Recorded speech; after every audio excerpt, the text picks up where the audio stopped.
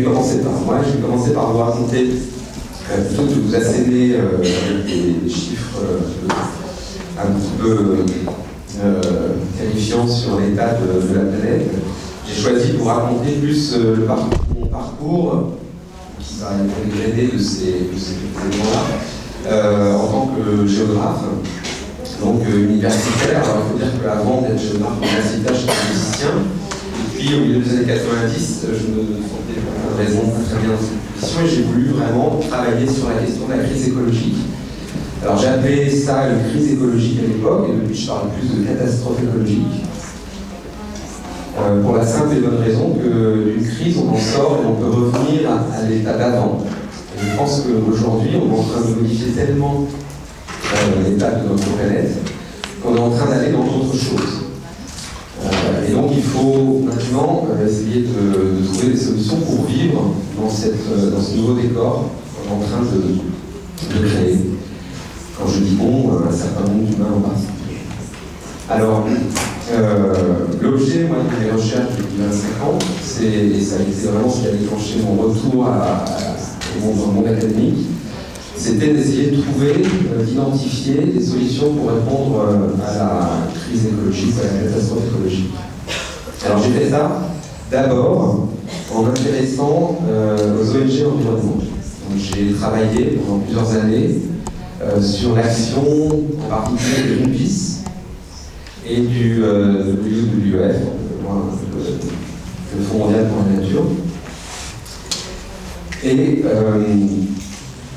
j'ai essayé d'identifier en fait en quoi elles influaient sur les réponses à des problèmes majeurs environnementaux. Alors mon travail évidemment montré que ça fonctionnait très bien, que ces organisations maintenaient à l'agenda international un certain nombre de questions, qu'il y avait d'autres problèmes, en particulier sur le terrain, dans l'organisation. En travaillant sur Greenpeace, en particulier en les suivant les étudiants en Amazonie, c'est des photos qu'on voit ici lors d'une action qu'elles ont menée en 2005. Je me suis arrêté en fait en Amazonie et j'ai commencé à travailler auprès des populations que à l'époque Greenpeace essayait d'aider, et qui étaient des populations traditionnelles, pas amérindiennes, mais des métisses qui vivent un peu comme les Amérindiens, et qui avaient obtenu une réserve pour valoriser leurs pratiques traditionnelles et trouver une autre voie de développement que les modes de développement plutôt mortifères que l'on connaît aujourd'hui en Amazonie, autour de la plantation de soja, de l'élevage intensif, etc. Donc, je me suis intéressé, je suis resté auprès de ces populations, donc là on voit un petit peu où vivent ces populations. Et donc là, j'ai travaillé plus sur un blog où j'ai essayé de comprendre en fait quelle était leur relation au milieu et en quoi en fait la proposition qu'elle portait, le mode de développement qu'elle défendait pouvait être en fait intéressant et pouvait un peu se répandre peut-être et être reproduit à beaucoup d'endroits de l'Amazonie. Donc en travaillant avec ces personnes, très rapidement aussi j'ai été confronté à un événement qui évidemment les a quelque peu perturbés, c'est peu de le dire, c'est l'arrivée et la construction d'un énorme barrage sur le fleuve Xingu, comme vous pouvez le voir, n'est pas un petit fleuve.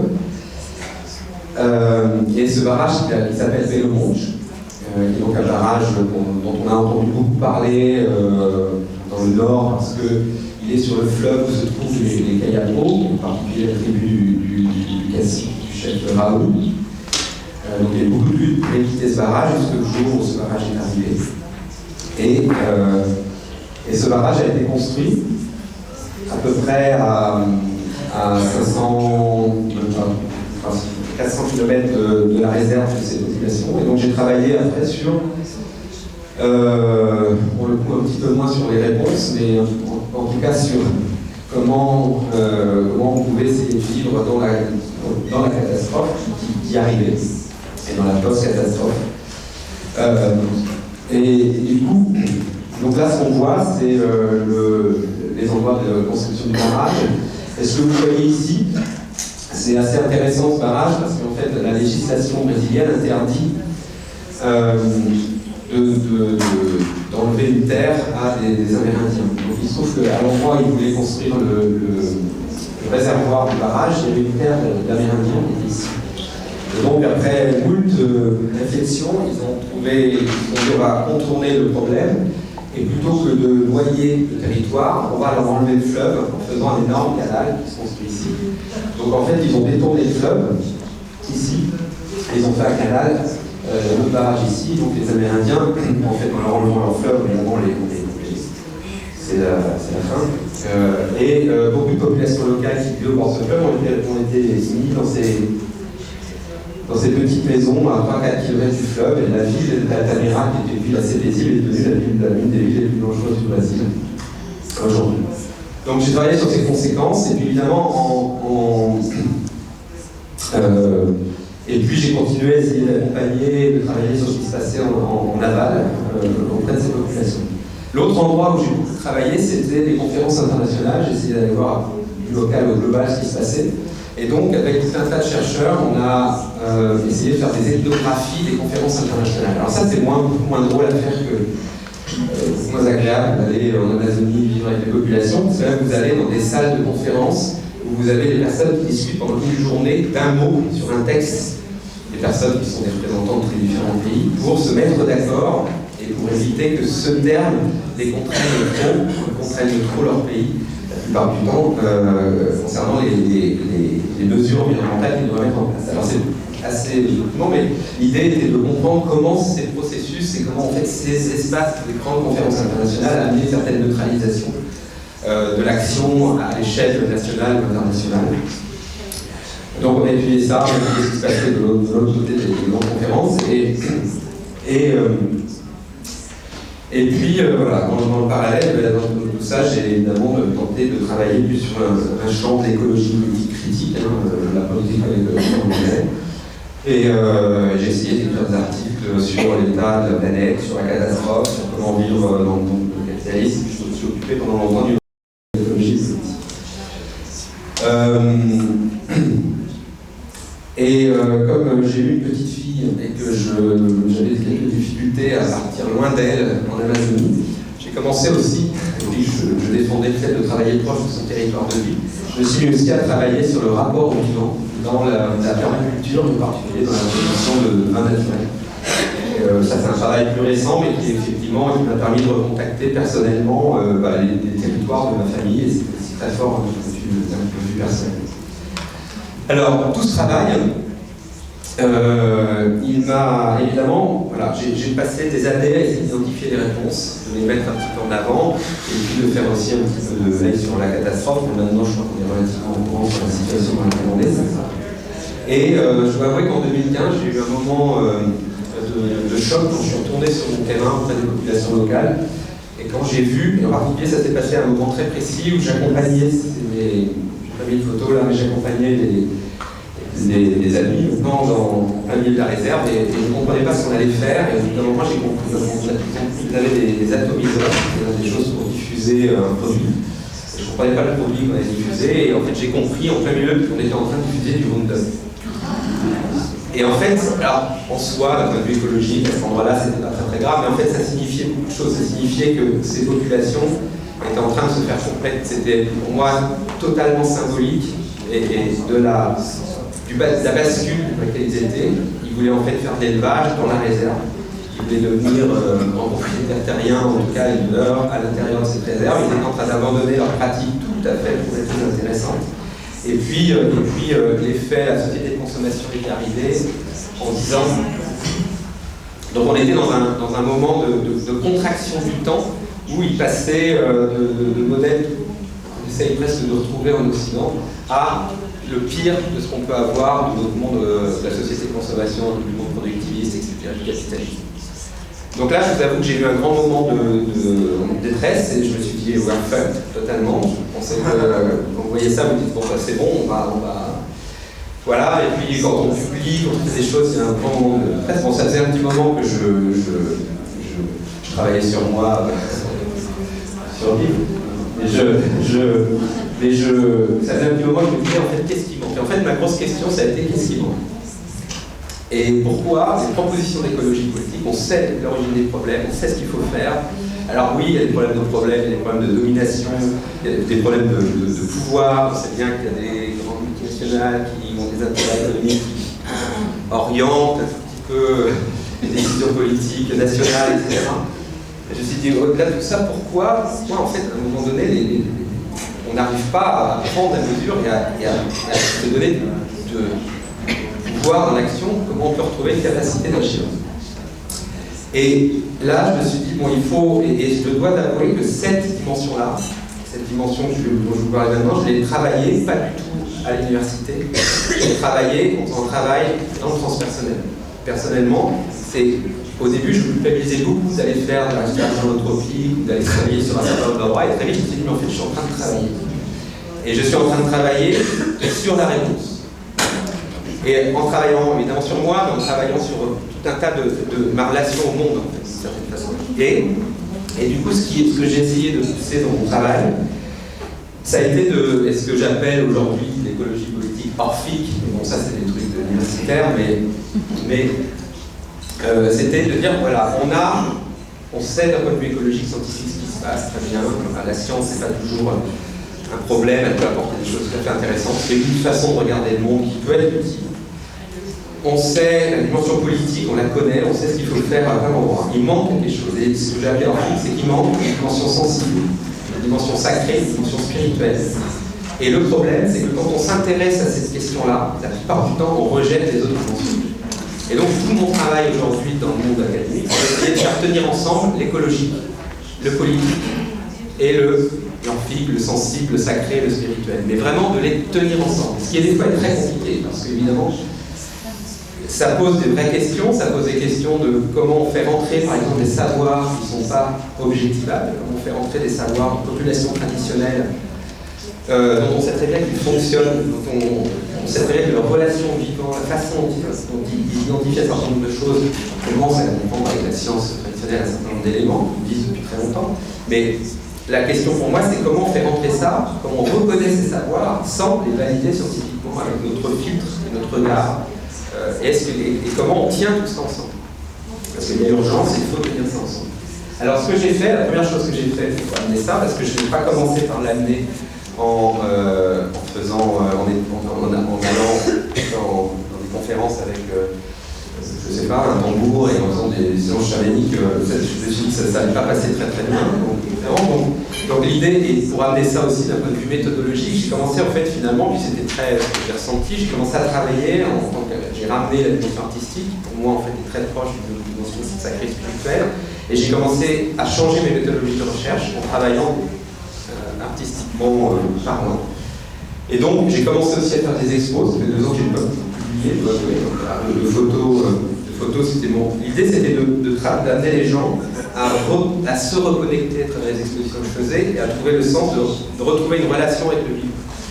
Avec comme point de départ, si on arrive à se relationner, si on considère que cet arbre en face n'est pas un objet, mais un cousin ou quelqu'un de sa famille ou quelqu'un avec qui on a une relation, évidemment, on ne va pas pouvoir mettre en place un certain nombre de politiques et ça va nous pousser, donner un effet de sens aux politiques qu'on propose.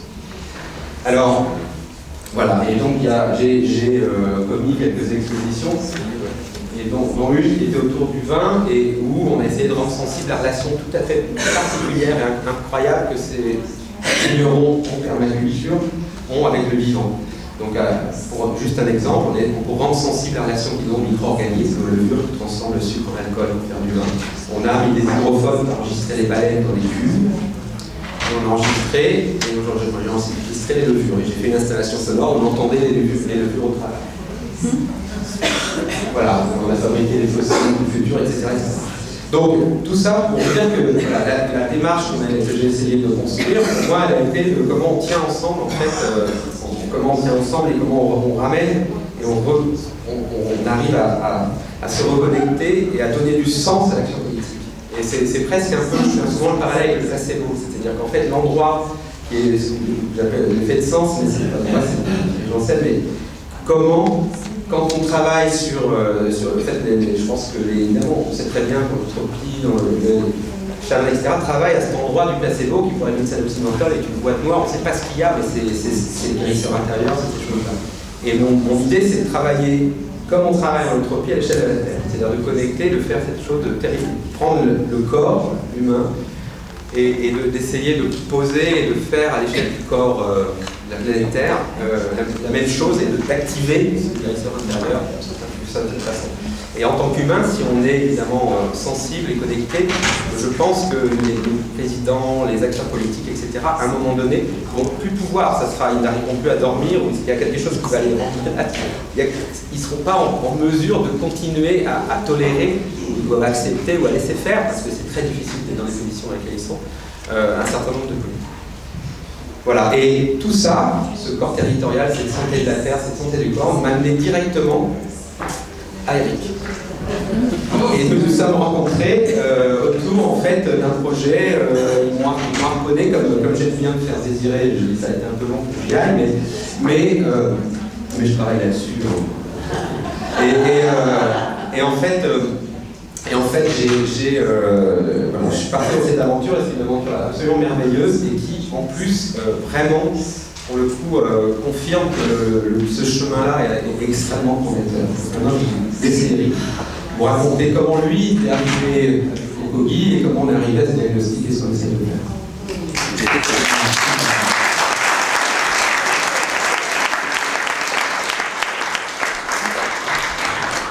Merci. Mon métier aujourd'hui, c'est d'être consultant d'entreprise. Et je dis souvent que dans consultant, il y a un consultant. Et en 1985, j'étais jeune, j'étais maigre, et j'étais guide.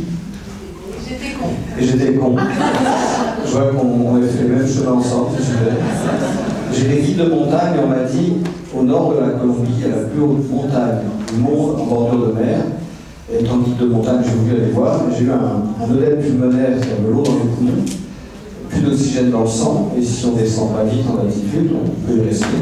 Et j'ai eu la chance que des sauvages, des archaïques, des primitives, des sous-développés, enfin tous les qualificatifs qu'on leur a donnés, à ces 300 millions de personnes, que René Char appelait les invisibles, malgré 5 siècles de colonisation, j'ai eu la gentillesse de s'occuper de moi, de me soigner, et me sauver la vie. C'est comme ça que j'ai rencontré les Kogi, mais c'est pas leur vrai nom c'est les Kagoba. Kogi, c'est le nom que les Espagnols ont donné quand ils sont arrivés, qui veut dire les vilains hommes. Voilà. Donc ils disent, maintenant vous nous connaissez comme vilains hommes, si vous voulez garder-le, mais a priori votre vrai nom, c'est pas ça. Ils auraient 4000 ans d'histoire ininterrompue. Ce serait la dernière société précolombienne encore en état de marche, c'est-à-dire qu'il n'y a pas eu de rupture historique. Et c'est comme si on pouvait s'asseoir en face d'humains qui vivent le même monde, la même époque historique, évidemment sur une représentation de la relation au monde qui n'est pas la même. Avec cette petite précision qui n'est pas la même, ne veut pas dire moins intéressante. C'est juste différent.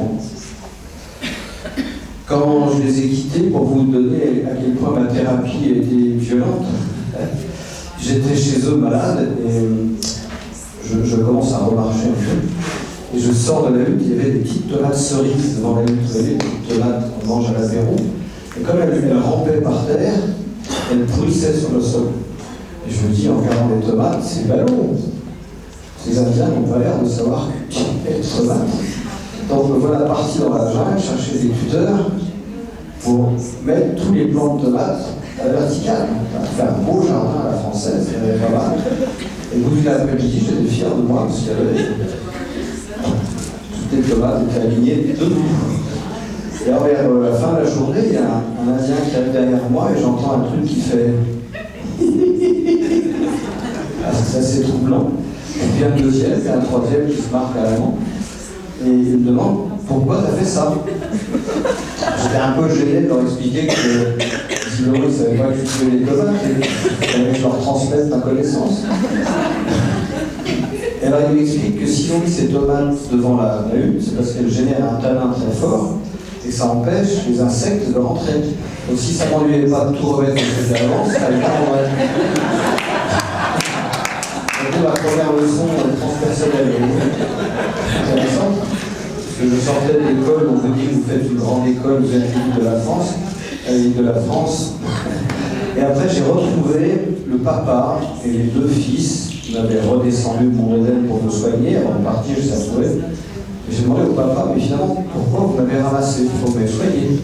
Il m'a regardé très sérieusement, il m'a dit, parce qu'on ne voulait pas laisser de poubelle dans la montagne. Voilà, c'est comme ça qu'a démarré un long travail transpersonnel avec cette culture. Et moi, on m'a quitté, je leur ai demandé qu'est-ce que je peux faire pour vous remercier, mais sauver la vie, c'est pareil. Et on dit, aide-nous à retrouver nos terres. On s'est fait piller, on continue à se faire piller, déposséder, tu l'as montré. 80% de nos terres depuis, voilà, avec l'histoire qu'on connaît. S'il y a une chose, ce serait de retrouver nos terres. Donc depuis 34 ans maintenant, petit bout par petit bout, on essaie de racheter des terres et leur rendre. Alors c'est pas énorme, parce que voilà. Aujourd'hui, on a racheté 2085 hectares, il y a 200 hectares qu'on a signé hier, 2285 hectares.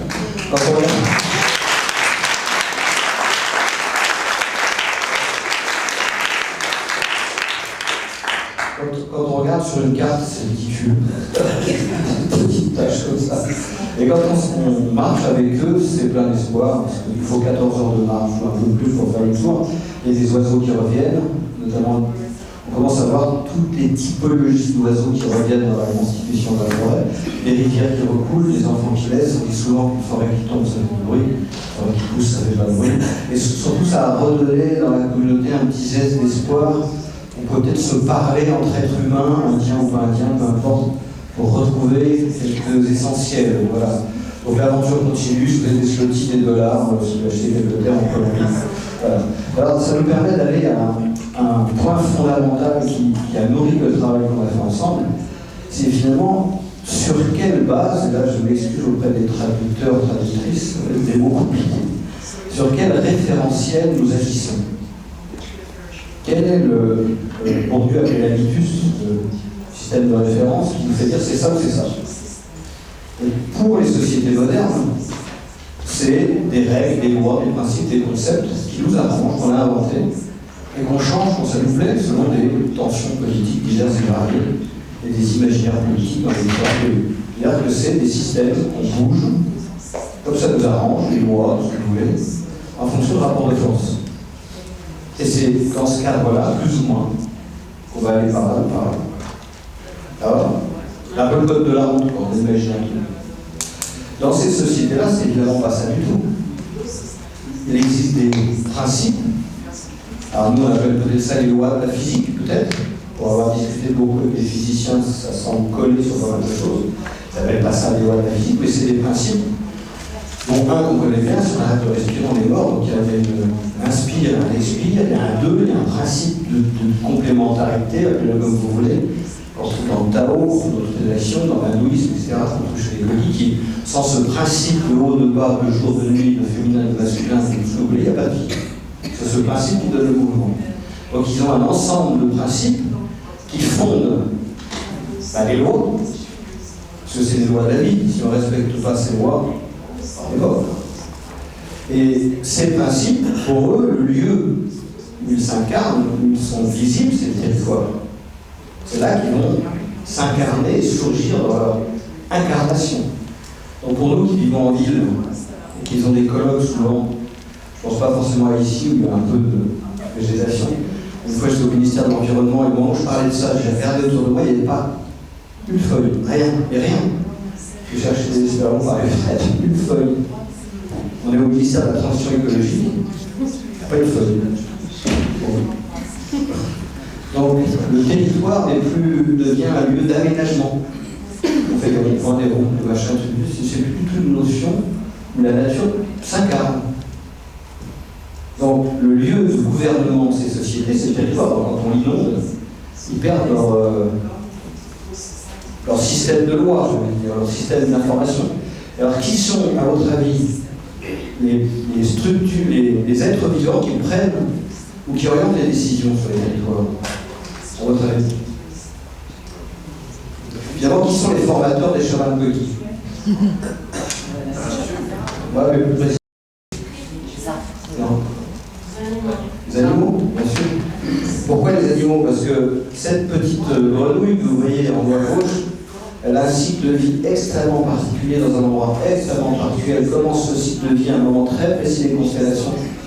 Donc quand on est agriculteur, ce qui est leur cas, on sait que la grenouille annonce l'arrivée d'une maladie spéciale qui va affecter leur récolte. Donc il va falloir, pour éviter la maladie, qu'ils démarrent leur récolte ou avant leur production, ou avant ou après.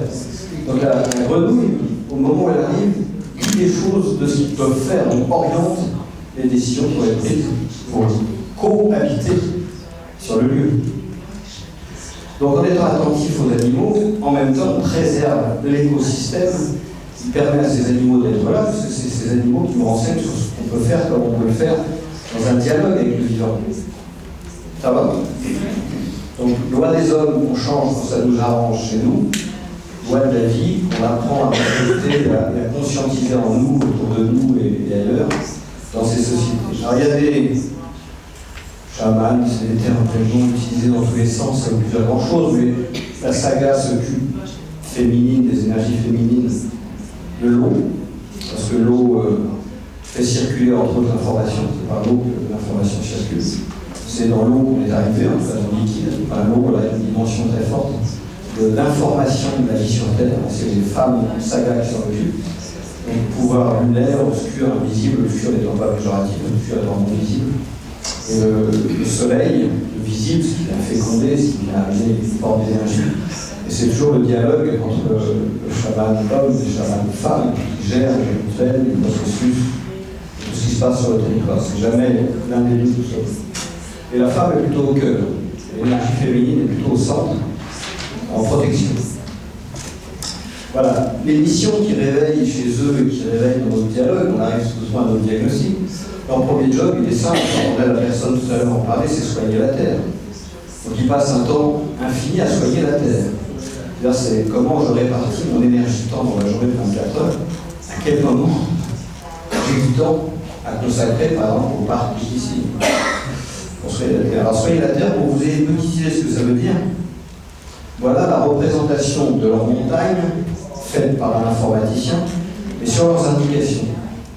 Tous ces petits fils que vous voyez de toutes les couleurs, ce qu'ils appellent des chihuahuas, sont l'équivalent de ce que vous voyez là. C'est-à-dire que si on faisait un écorché sur le corps humain, on ouvrait le corps, on verrait des systèmes sanguins, des systèmes nerveux, des systèmes ventilatoires, des systèmes énergétiques, tout ce que vous devez plus ou moins connaître, qui vont d'ailleurs réagir à des sons, à des tas de pratiques. Et pour eux, cet écorché du corps humain, c'est exactement la même chose si on faisait un écorché de la tête. Microcosme, macrocosme, jusqu'à ce niveau-là. Ce qui veut dire que si vous prenez tous les petits fils, ça peut être des cours d'eau souterrains, ça peut être des failles géologiques, ça peut être des systèmes plus ou moins magnétiques selon la nature des roches. Il y a plein d'éléments qui vont assez loin en profondeur, d'ailleurs, qui permettent aux organes terrestres d'être liés. Enlever les systèmes de relation du corps, on n'existe plus, c'est ce qui met en relation les organes qui fait la vie, d'accord.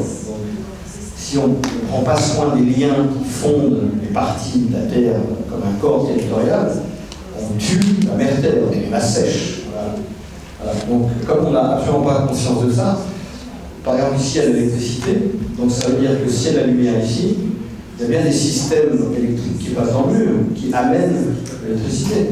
On ne va pas faire des trous n'importe où, sans en parler à l'architecte pour qu'il nous explique où sont les câbles, pour pas qu'on les perce quand on va faire un trou. Donc dans la Terre, on perce partout, sans aucune idée de tous ces systèmes énergétiques qui font la vie. Alors ça donne des points d'acupuncture pour faire court un ésoama, masse à désigner l'énergie vitale. Il y a des points très précis sur un territoire, comme quand on fait l'acupuncture, quand on travaille avec le corps, on sait qu'il y a des points dans le corps où on peut faire certaines choses. Le territoire n'est pas un paysage, mais un pays sage. Donc, un territoire sujet, et non pas un territoire objet, donc avec qui il est important d'ouvrir un dialogue. Imaginez si vous dites à une personne spécialisée dans l'aménagement du territoire, tu vas aménager les lieux, tu vas ménager les lieux. Juste d'enlever l'ordre. Ah bah, il y a un truc, c'est un changement de monde pour lui. Ménager les lieux, qu'est-ce que ça peut bien vouloir dire? Ça veut dire que c'est un acteur avec qui il faut interagir. C'est-à-dire qu'ici, quand je transpire, il y a un territoire, il y a des zones qui transpirent, etc. Voilà. La deuxième, donc je vous invite à réfléchir à ça sur nos territoires. Je vous invite à réfléchir à quelque chose que vous connaissez bien, c'est tout ce qui est relation. On le sait, nous ne sommes que le fruit de nos relations, vous savez mieux que moi. Et donc ça vous invite à apprivoiser ce cheval fou qui est en nous. Il faut beaucoup de choses dans ce domaine, je ne vais pas rentrer dans le détail. Mais juste vous dire, sur cette question de la relation, est-ce que vous connaissez l'apoptose? Parce que ce mot dit quelque chose.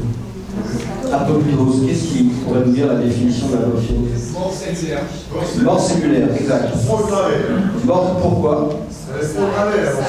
Mais elle est programmée pourquoi? Pour protéger l'organisme en entier. Non?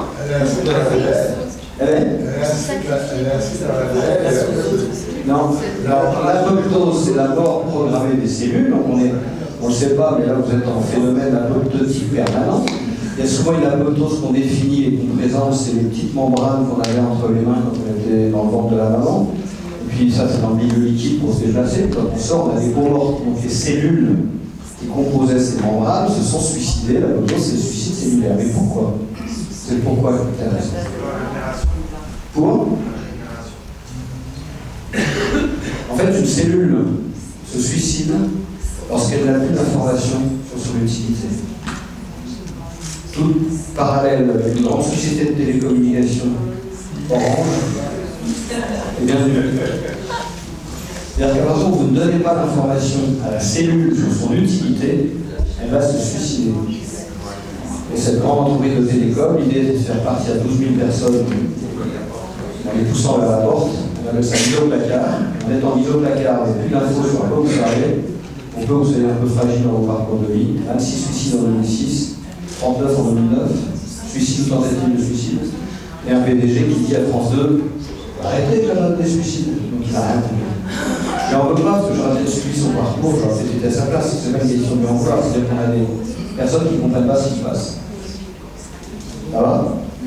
Donc on est en train de se rendre compte que ces sociétés traditionnelles touchent, quand elles passent du temps et de l'énergie à soigner les relations, elles touchent ce que nous travaillons sous l'aspect scientifique.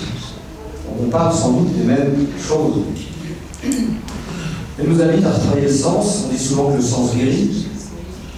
Peut-être que vous connaissez ce dessin. Vous l'avez déjà vu? Oui, non. Un éléphant qui a devant les dates aveugles. Comme ils sont aveugles, ils vont tâter la bestiole, il y en a qui touchent la queue, la patte, les oreilles, voilà. Et quand ils se retrouvent, chacun défend, en termes un peu classiques, excusez-moi pour la traduction, son bout de drap, son expérience. Moi je vous dis, un éléphant c'est une patte, l'autre il dit non. Et en fait, est-ce qu'on est capable de poser des questions aux autres pour savoir comment les autres perçoivent nos rêves? Le premier signe de maturité d'un groupe, c'est s'il est composé d'êtres posant des questions. Il y a un film de Charpentier qui vous demande, on te répondra. C'est le premier pas pour se vers l'autre. Alors qu'en règle générale, on est là en train de vouloir faire valoir son expertise, son expérience, en tapant du poing, en n'étant enfermé sur sa propre logique d'expérience, sans s'ouvrir à l'autre. Voilà, on retrouve le sens, on dit que le sens guérit, parce que le sens fait converger vers une même vision, une même finalité, une même direction. Et ils ont des lieux dans lesquels je ne m'entendrai pas pour ça.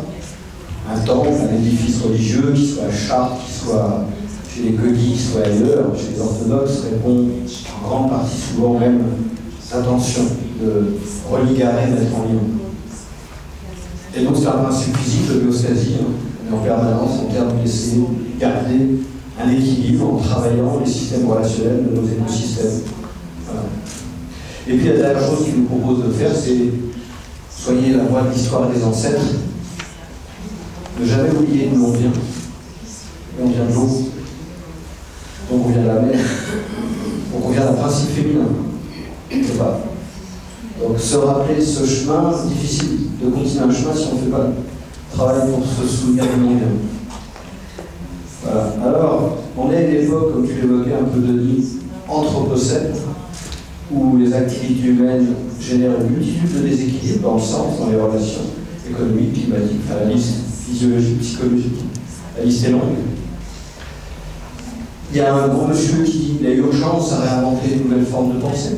Alors, c'est pas prendre la même chose pour faire mieux, ça voudrait dire quoi cette nouvelle forme de pensée? Et je m'étais amusé à mettre en parallèle deux propos. Celui de Michel Serres qui disait « Nous sommes le monde, nous fonctionnons comme le monde, mais nous ne le savons plus, il faudrait ramener le monde et la vie dans la pensée. Il y a Shaban Peggy qui est sur la photo, qui est venu en France, et qui dit: vous êtes très fort, vous faites de très belles choses matérielles, mais sur un plan spirituel, on dirait que vous ne pensez plus le monde. Il était très admiratif de nos immeubles, nos fusées, nos avions, nos machins. Des trucs un peu train électrique, des petits garçons qui jouent. Et puis il se demandait pourquoi notre pensée, la pensée, c'était tu, le bas. On ne pensait plus le monde. Et je trouvais ça touchant de voir qu'un philosophe et un chaman finalement tournaient autour de la même question: comment remettre la vie, la nature, quelque part le féminin dans cette dimension invisible, dans nos pensées, dans nos préoccupations. Et c'est les comiques qui sont venus nous voir, et si on se parlait, ils sont arrivés une fois en France en disant: et si on prenait le meilleur de ce que vous avez, des tas de trucs super, le meilleur de ce qu'on a, et si on essayait de, en humain, emporté par un destin commun, de se parler, de ce que j'appelle, on a eu un petit échange avec Jérémy là-dessus, le dialogue véritable, c'est-à-dire le dialogue où j'accepte en toute liberté d'être transformé dans mon intériorité. C'est un dialogue intéressant. Ou la fécondation cosmique. Il y a quelque chose qui m'arrive dans la tête, là, une idée, un principe, et ça me bouge ma présentation, ça me change mes idées, ça me féconde ma pensée, ma spiritualité. Ce qui demande une posture d'ouverture et de confiance. Alors, ils sont venus dans la Drôme, et on en arrive à notre fameux diagnostic croisé. Il était, pour les 3-4 que vous voyez, celui qui est ici, qui s'appelle Mama Chibulata. La Drôme, c'est une région de France. Ah oui, une région de France, sud de France, entre Valence et Grenoble-les-Gapes. Voilà. Roche, d'ailleurs c'est important, roche sédimentaire. Et vous avez Mama Chibulata qui le fait une fois après un avion. Mama Bernardo qui n'était jamais sorti de son kilomètre carré dans sa montagne, puisqu'il soigne des ESOAMA, des points d'acupuncture du territoire. C'est 60 ans de sa vie sur ce point d'acupuncture. Quand tu lui as dit qu'il va en France, la seule chose qu'il savait, c'est que c'était pas chez lui. Voilà. Et puis un traducteur et la femme de Mama Chibulata qui a toujours une expertise sur l'eau, qui était présente. Et qui sont partis pendant une semaine se promener dans le Diwa, dans la Drôme. Et vous l'avez où? Bah là, donc on y va. Et on est parti avec deux naturalistes et quelques scientifiques pour voir à quel moment il y aurait des moments de dialogue possible sur quoi, parce que c'est un territoire, c'est objectivable. Et c'était la première fois que le chemin se faisait à l'inverse. C'est-à-dire que les Indiens venaient en Europe, et non pas des anthropologues, des Européens allaient, c'était dans l'autre sens. Voilà. Et puis pendant ce temps, une équipe menée par Denis faisait un diagnostic territorial avec nos outils à nous. Cartes, photos aériennes, visite dans un centre de documentation, rencontre avec des gens du territoire, voilà ce qu'on fait quand on fait de la géographie sur un territoire. Donc chaque équipe avançait en parallèle sans diagnostic. Et on se retrouvait dans une salle, évidemment, à échanger avec des astrophysiciens, des anthropologues. Et la question c'était: est-ce qu'on est suffisamment humain? C'est pas les expertises, c'est que des gens doués dans leurs expertises, c'est pas un problème. C'est est-ce qu'on va se rencontrer? Est-ce qu'on va accepter le jeu de l'éléphant? C'est-à-dire d'oser la fécondation cosmique. Chaud, hein. Ah ouais, quand j'ai dit ça, il y a un monsieur qui a regardé à côté de qui était assis, parce qu'il y a quand même une fécondation cosmique peut-être, mais avec qui? Est-ce que tu veux là, quand on rentre dans le diagnostic, n'hésite pas à rajouter des choses?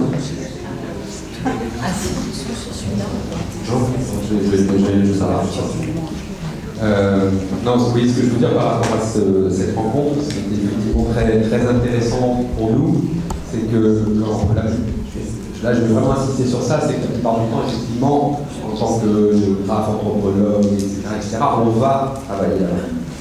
Et on peut passer, même quand très très longtemps, auprès de ces populations pour saisir leur rapport au vivant, à la forêt, etc. C'est peut-être d'ailleurs une des fois solution que d'échanger comme ça, mais là mon propos c'était vraiment de dire qu'on déplace, il y avait vraiment une posture post-coloniale, c'est-à-dire qu'on déplaçait très clairement nos postures occidentaux. C'est des fois très difficile, hein, même si avec les meilleures intentions du monde, même si on a eu beaucoup de littérature post-coloniale, en fait on arrive quand même dans des hommes blancs, voilà, et on arrive là-bas, je suis un homme blanc, etc. Et on arrive là-bas et c'est très difficile de s'extraire de cette posture. Et donc là, il y avait vraiment quelque chose où il venait. Et d'ailleurs, ce qui est génial, c'est que Eric, d'ailleurs, il recommence pour le prochain diagnostic. c'est qu'en fait, il leur dit voilà, la période dans laquelle vous venez, c'est celle-là, et c'est en fait les chamans qui ont choisi. Ils se réunissent et ils décident de quand ils viennent. Alors évidemment, ça tombait pile au moment le pire, la rentrée universitaire. Moi, j'avais embauché sur un nouveau poste à Paris, et c'était très bien. D'ailleurs, j'ai emmené l'équipe, j'ai commencé mon poste et je suis parti là-bas, c'était soit mon démarrage, mais c'était vraiment terrible. Quoi. On disait, mais c'est eux qui ont choisi, et après, on continue. Alors, on ne peut pas vous dire tout le diagnostic, je crois qu'il y a un petit bout d'atelier cet après-midi si vous voulez en savoir plus, mais on va sortir quelques petites pépites. La première pépite, je vous la raconte, on se promène, et on arrive devant une source qui est captée pour alimenter des villages en dessous. Donc il y a un grand bassin en béton, avec des couvercles qu'on ferme et qu'on ouvre pour les nettoyer de temps en temps, il y a un grillage autour, il ne faut quand même pas que les animaux viennent polluer tout ça, puis il y a encore des barbelés. Et le chaman s'arrête devant, puis ça dure longtemps, puis on sent qu'il est perplexe. À votre avis, pourquoi il est perplexe? Qu'est-ce qui l'interpelle devant un truc qu'on trouve partout en France, une source captée pour alimenter un village? Qu'est-ce qui... Non, c'est pas ça. C'est... On se rapproche, mais c'est pas ça. Non, mais madame disait le non-accès. Il y a quelque chose de ça. Le non-accès aux animaux. C'est-à-dire que qui décide, on revient à la décision de tout à l'heure, que les animaux n'ont pas le droit de boire. Donc, si les animaux ne boivent pas, ou ils s'en vont, ou ils meurent de soif, et tout le bassin versant est capté. S'il n'y a plus d'animaux, l'écosystème va s'effondrer. Parce que les animaux contribuent l'équilibre. Si l'écosystème s'effondre, au final, vous n'aurez plus d'eau. Et je pense que ce qui l'intéresse, c'est pas possible d'être égoïste comme ça. Parce que c'est un égoïste qui se retourne tellement contre vous, c'est complètement tout. Et il était embêté de me le dire, je me disais, c'est tellement basique pour elle.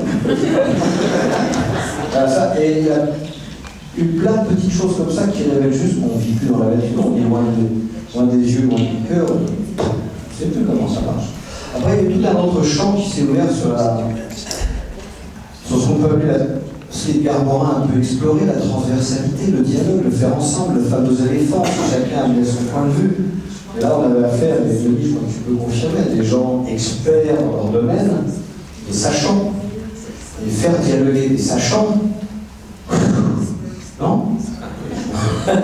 C'est chaud. Et je vous donne un exemple. On voit dans le petit film, il y a un anthropologue qui explique le mot Shibulama. Faire Shibulama, ça veut dire quoi?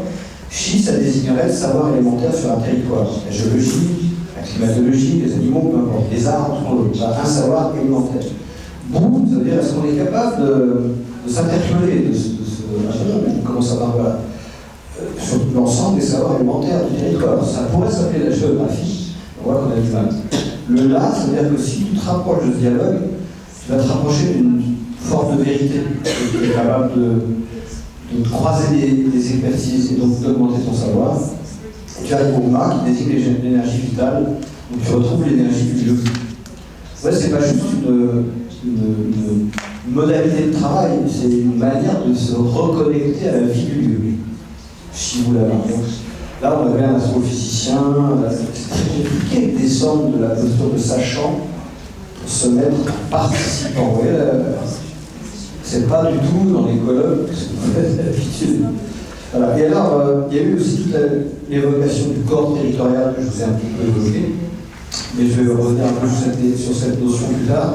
Une dernière notion qui est sortie, c'est la différence entre connaissance et savoir. Je donne un tout petit exemple, parce qu'après ce sera trop long.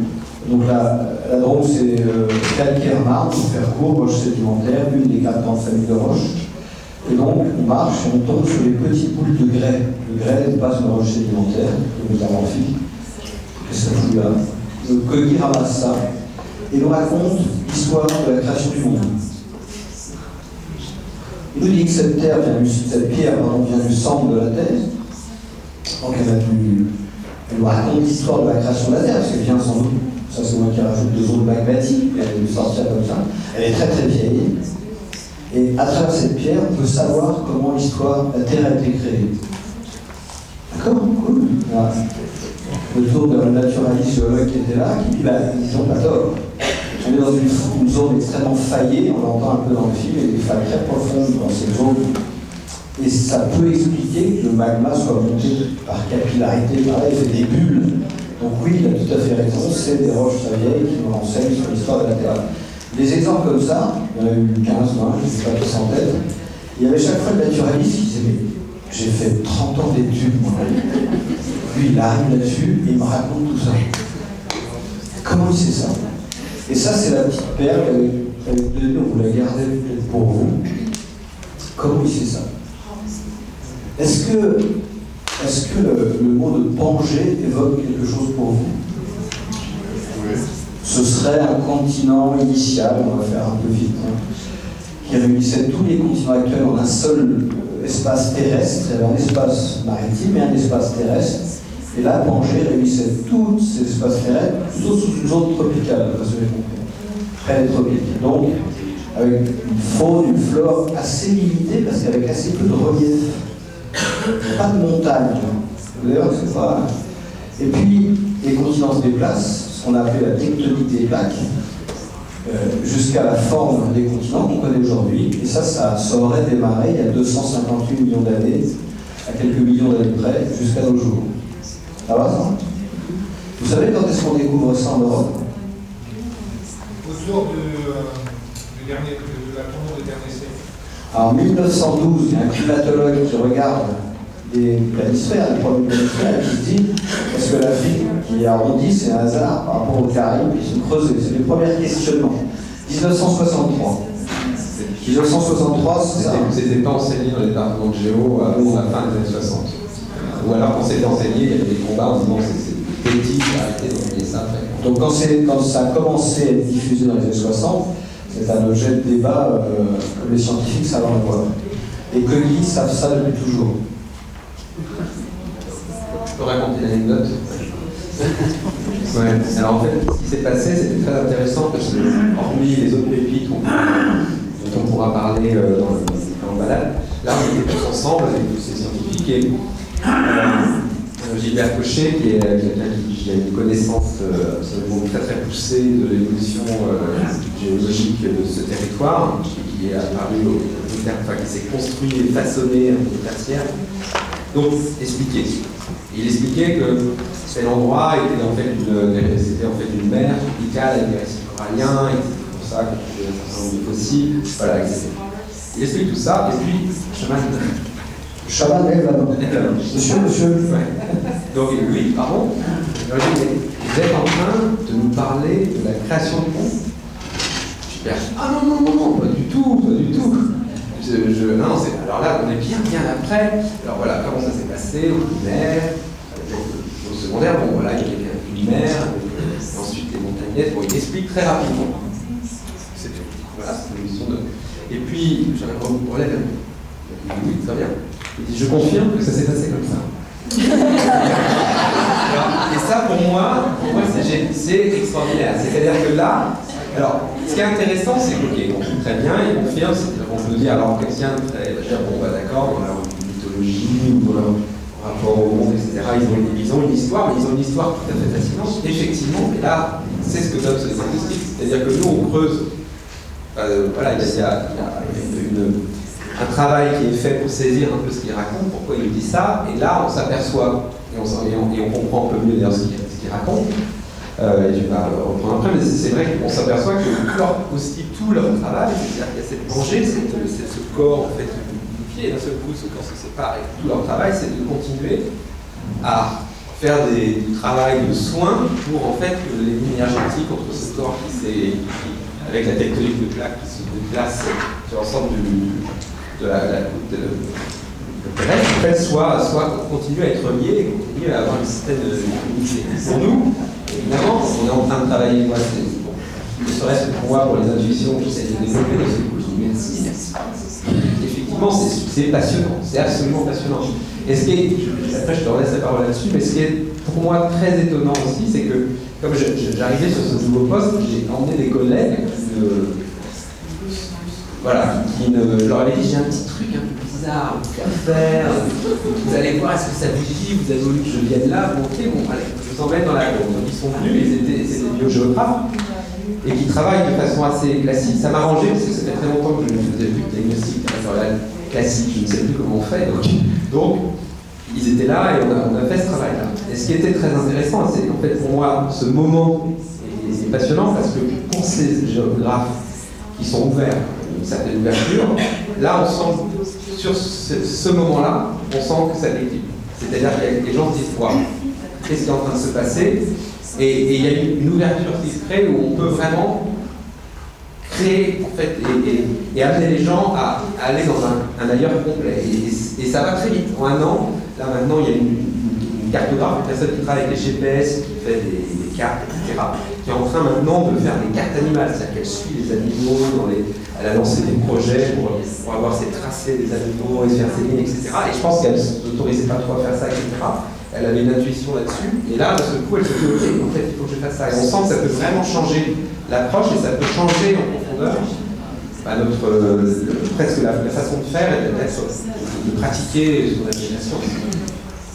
Alors, on va continuer ce petit chemin après le fait que Mamou Chiboulata levait la main, et alors on se rend compte qu'en fait, les cogis, mais pas que les cogis, conçoivent la vie exactement comme l'embryogenèse. L'embryogenèse, on est là. Donc il y a deux énergies, en l'occurrence un spermatozoïde masculin qui vient féconder et un espace qui est fécondé, qui crée la première cellule, et cette cellule, par division successive, embryogenèse, place les organes, organogenèse, et arrive à l'embryon. Et donc, la Pangée serait, cette cellule d'origine, ce qui veut dire que tout ce qui fonctionnait dans cette cellule d'origine se retrouve dans les différents organes puisqu'ils partent d'une même matière première. Donc ce qui est vrai pour la Pangée est vrai pour les continents. Pour eux, les continents sont déplacés pour prendre leur place organique, et ce que nous appelons les âges géologiques sont des âges, je mets des guillemets, de gestation, d'arrivée de la vie. Et vous décrivent avec une précision d'horloger suisse qu'est-ce qui se passe à chaque époque de gestation de la vie. Donc, ce qui vient fondamental, c'est les relations entre les organes. Et quand vous avez un chaman comme Bernardo, alors il a un ego en dessous de ses chaussures, parce qu'il ne sait même pas ce que ça veut dire, un ego qui marche en ivoire. Marche. Et là, comme si c'était une porte de verre, et il c'est là. Puis il dit, c'est marrant, c'est exactement pareil que chez moi. Alors, voilà, il commence à creuser, qu'est-ce qui est pareil que chez toi, qu'est-ce qui est là, comment ça fonctionne, pourquoi c'est là, comment. Alors, le géobiologue qui était là, qui n'osait pas trop se lancer dans ses approches géobiologiques, a commencé à se lâcher. Donc le coquille a dit, ah voilà enfin qui comprend. Ça, je dois quand même dire qu'on avait aussi demandé à des géobiologues de venir. Donc ça, c'était effectivement, voilà, c'est suffisamment loin des murs de l'université parisienne pour faire venir des géobiologues. Et en fait, c'était super intéressant parce qu'à plusieurs reprises, ils ont dit, ah mais il faut les écouter ceux-là, parce que franchement, enfin, on est content de voir que vous avez des gens ici en fait qui connectent encore un petit peu aux énergies des lieux, etc. Parce que c'est les coquilles qui nous disaient ça, c'est très satisfaisant pour les géobiologues. Et ça peut être évidemment tout à fait intéressant en termes de recherche. On n'est pas encore, on n'est encore pas là, mais même quand ça, je vais juste raconter une anecdote. Pour moi, en travaillant sur les vignes, un jour j'étais avec un vigneron qui travaille en agriculture, donc il me dit, alors là, j'ai tout essayé, ça marche pas. Regarde, t'as vu les plans de vigne, je ne sais pas ce qui se passe, etc. Et mon père me dit de cet endroit, c'est un endroit où la terre n'a pas de cervelle. Je lui dis, ouais, voilà. Puis il avance, c'est très intéressant, pourquoi ton papa il dit ça de cet endroit, de la terre, etc. Alors il me dit, je comprends, mon père, tu sais, des trucs, voilà, il continue, on continue. Et en fait, cet endroit-là, moi, j'y suis revenu, parce que j'avais rencontré des géobiologues, et en faisant de la géobiologie. Moi, je le dis ici, mais voilà, j'ai commencé un petit peu à m'initier à ça, et puis j'ai regardé un petit peu ce qui se passait. Et on s'aperçoit, dans le champ de la géobiologie, qu'effectivement, c'est un endroit avec une énergie spécialiste. Donc voilà, et en fait, c'est fascinant, parce qu'après, vous pouvez travailler sur cet endroit-là, vous pouvez déplacer des choses, et c'est effectivement, même en termes de méthodologie de recherche, on comprend en fait comment d'arriver à mobiliser ça à un moment, voilà, ça doit être possible. Donc maintenant, tout l'enjeu, c'est de savoir comment on y arrive. Nous, on essaie d'y arriver là. Mais et ça, c'est pour dire qu'en plus, si c'est validé par le ça va. Et donc, la dernière petite information qu'on peut vous partager, c'est que si on est dans le cheminement poétique, si on entend et on écoute cette hypothèse du BTR, ça veut dire qu'il y a eu un placenta. Et le placenta et le cordon, dans nos cultures modernes, on parle de cellules immatures, parce qu'elles ne sont pas rentrées dans le processus d'embryogenèse, donc elles sont restées en état de la première cellule. Ça va ? On commence depuis une dizaine d'années à s'en rendre compte pour cultiver des cellules souches, etc. C'est une matière, on peut bien dire ça, une matière première exceptionnelle. Mais ça fait 10 ans. Dans ces sociétés-là, souvent on enterre le placenta pour que les bébés aient une référence quand ils grandissent, justement de quelque part cette mémoire d'origine. Donc on revient à la Terre. Ok. La Terre aurait un placenta. Bon. Et donc, il y aurait des lieux sur Terre où on aurait accès à la mémoire d'avant la vie. C'est-à-dire ce qui a déclenché la vie. Et ces principes qui ont déclenché la vie, c'est avec ces principes que travaillent les chamans. Et il y en a un qui est dans cette montagne. Il travaille 4 chamans que viennent voir tous les membres de la communauté pour garder la mémoire de la vie, d'avant la vie. Vous êtes les premiers à le savoir.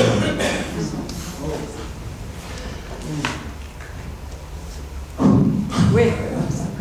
Donc pour terminer tout ça, on a créé une école dans la Drôme. Parce que les cogis nous disent souvent, il ne s'agit pas de faire du cogisme, c'est pas ça. Il s'agit de réveiller votre propre mémoire. Il y a des points d'acupuncture qu'on a eus, si on regarde cette métaphore, bien sûr que ça. Quand les cogis viennent et disent ça fonctionne comme chez nous, ben oui, comprenez l'histoire, c'est normal, ça fonctionne partout de la même manière. C'est juste une question de mémoire, de pratique, et de réexplorer 5 champs. Le premier, c'est évidemment la relation à soi. On ne peut pas prendre ces savoirs, on peut les recevoir. Il faut être prêt, j'ai envie de dire, à l'intérieur pour recevoir. Autrement, c'est pas terrible. Relation aux autres, vous le savez, c'est vos engagements, votre travail, c'est jamais fini. Relation au territoire, on a un lieu en pleine brousse pour retrouver dans la Drôme cette relation au territoire. Et on a envie de regarder relation au mystère pour se dire que tout ça n'est pas très important. Même si c'est essentiel de garder de l'humour, de l'humilité, de recul, il ne faut pas se tromper dans ce genre de démarche qui peut vite déraper. Voilà. Donc ça donne une école primaire avec 26 enfants. Ils passent plus de temps dehors que dedans. Et l'objectif de cette école primaire, c'est qu'ils n'aient pas envie d'aller en vacances. Pour vous résumer. Les vacances, ça ne les intéresse pas. J'ai bien envie de dire, le concept de vacances, ça leur parle de moins en moins. Bon, je vous parle, ils descendent de 9 jours en montagne. Voilà. 26 places, 250 demandes. Et encore, on ne regarde plus les demandes, alors qu'on a 4 enfants qui partent en collège et donc 4 qui peuvent rentrer. Donc c'est l'enfer. Je vous passe les tracasseries administratives. Et quand je dis tracasseries, je reste poli, alors que je ne sais pas si c'est la bonne démarche ou la bonne école, mais j'ai rencontré une institutrice qui a une école primaire à Grenoble, dans la banlieue de Grenoble, qui a une toute petite cour dans laquelle elle fait tourner les enfants toutes les 7 minutes parce qu'il n'y a pas d'espace, et qui pleurait, parce qu'elle me disait « je torture les enfants ». Je ne sais pas si c'est la réponse, donc on voit bien qu'il y a des choses à faire bouger là-dedans. On va construire un temple Gogi. Ce n'est pas pour faire du gogisme, c'est pour reparcourir, comme dans certaines traditions, le chemin qui permet de se reconnecter dans notre culture, sur le territoire. Voilà. Et puis voilà, ça me fait rigoler parce que le rire libère des énergies qui sont positives. Voilà, pour la suite, si vous voulez en savoir plus, il y a un atelier, je vous laisse le présenter. Et puis il y a des petites informations sur ce travail qu'on a fait, qui sont sur la scène.